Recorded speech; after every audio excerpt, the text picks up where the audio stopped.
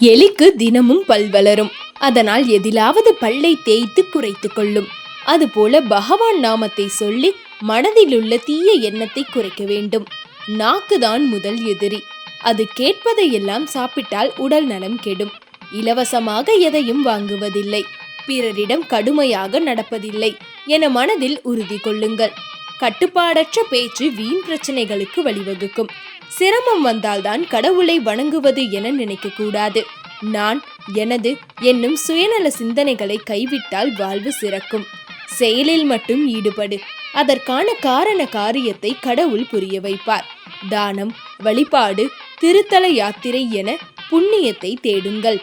வெளித்தோற்றம் அழகாக இல்லாவிட்டாலும் நற்பண்புகளால் அழகாக மாற முடியும். சம்பாதிக்கும் பணத்தை தர்ம வழியில் செலவழித்தால் பாவம் தீரும். அறிவு, அழகு, செல்வம் ஆகியவற்றால் மனிதன் கர்வப்படக்கூடாது.